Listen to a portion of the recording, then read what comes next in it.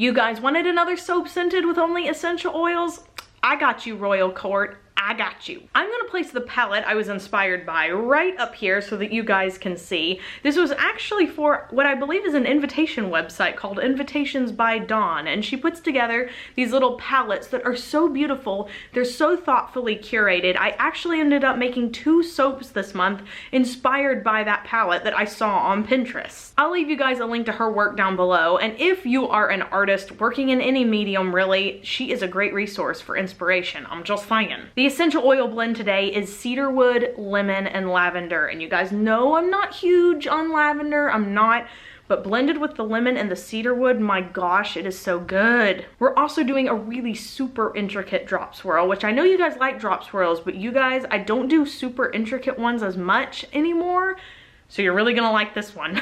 So without further ado, let's make some soap. I love looking at a big bucket of melted oils. I don't know why, I just look in there and see potential. So to begin, I will be adding my lye water solution into my oils. The recipe I am using today is down in the description box below, and this oil blend is available at nurturesoap.com. If you don't want to mix it all up by yourself, you can just buy the pre-mixed version, and then all you have to do is add your lye water. Really makes it easy for beginners and people who are just trying to save time. Buying pre-master batched oil, man, I wish that had been around when I first started making soap, because I definitely would have used it. Okay, so let's blend this with our stick blender until just past emulsion.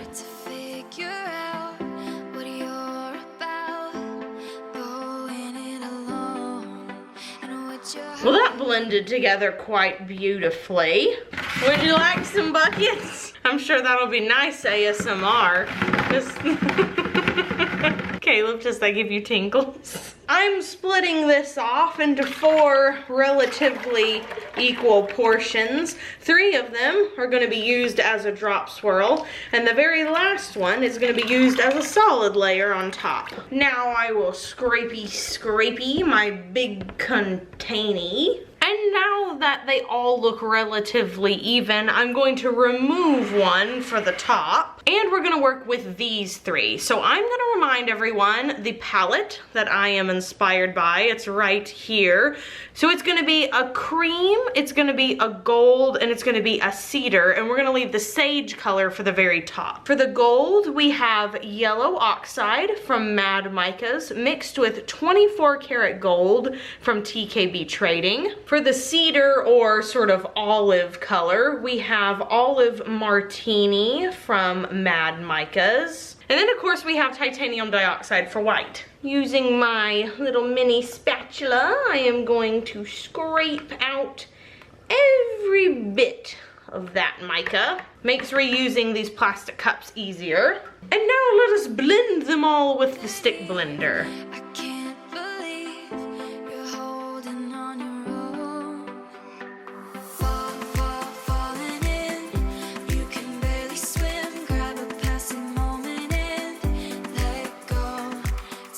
Oh girl, yes, look at those colors. We are using a custom blend of essential oils today. It is cedarwood, lemon, and lavender. A little bit heavier on the lemon and the cedarwood than the lavender. And honestly, it's very uplifting. It smells amazing. Smells like a perfect start to your day. I have added the proper amount into each container, so I am going to blend them in by hand. Also, this has turned into a very yucky looking green, but don't worry, it's going to turn back, it's going to be beautiful, and just so you'll know, Mad Micas does an excellent job with pigmentation in their micas. A little goes a long way.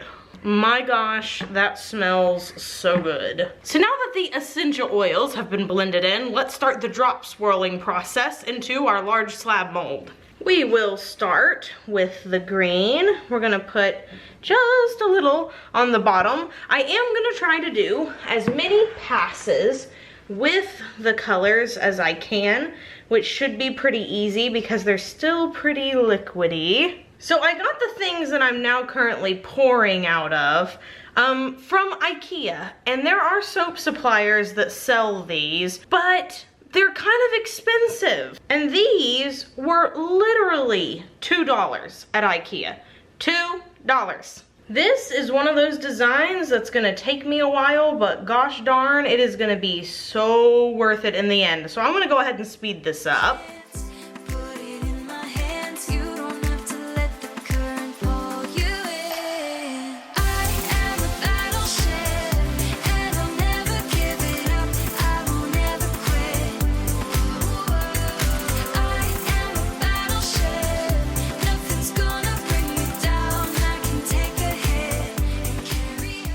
With all the drop swirling done, it is time to add the top layer. So in goes the lettuce green mica. Let us entertain you by Mad Micas.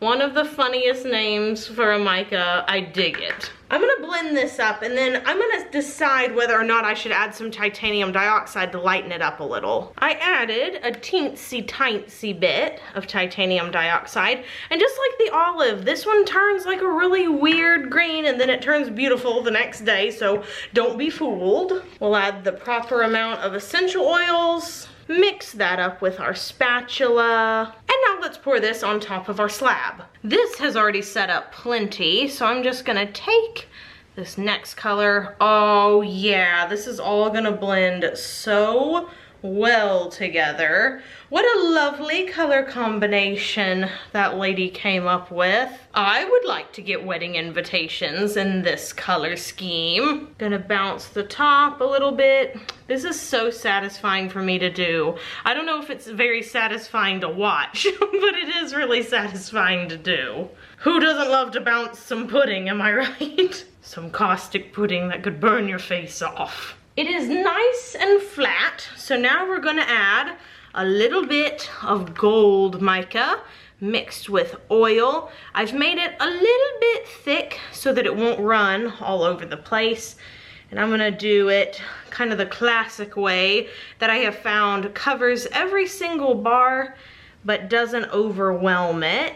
And that's just to go diagonal down your slab mold. And also a little bit of the olive color. Oh yes. And for this swirl, I think I'm gonna go back and forth like this. And then I'll come in and sort of pretty it up and pull in lots of different directions if I decide that it needs it. But as I'm looking at it right now, looks really pretty just to leave it this way, honestly. And also trying to get over into that side so that I can pull anything that might be sitting around over here. All the way down. This is a part I typically like to keep in the soap making videos because I think it acts like a satisfying compilation.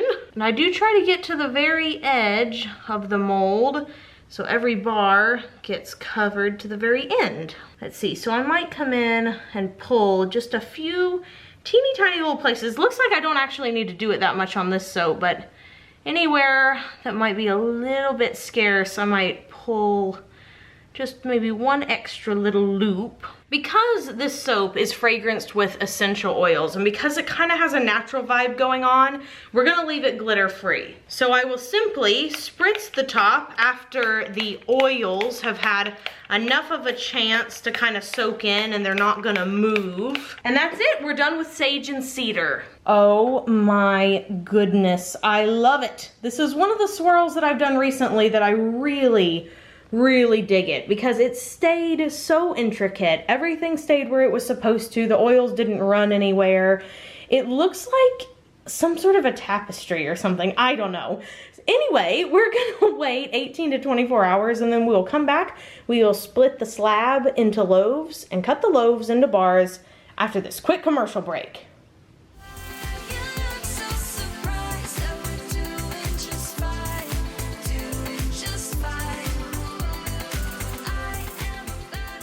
I'm using Kermit to chop up this soap today because he's green and it's green. Just gonna turn it on its side. It already smells so delightful. And I'm gonna press down gently, pull out a soap, and this is what it looks like on the inside. So you can see, using that little IKEA picture, it makes a lot more of an intricate drop swirl. Really fancy, really bubbly looking. And then of course you have the delicate top. And I'm gonna hold it off to the side here while you guys take a peep at the inspiration photo, because I think we got really, really close. And every single soap is gonna be really unique, really fancy. And honestly, it just smells like a nice way to welcome in springtime. I thought I might bevel the edges of these soaps to show you guys what it looked like. Sometimes you have to do it a few times, and I typically wait at least a week before doing so.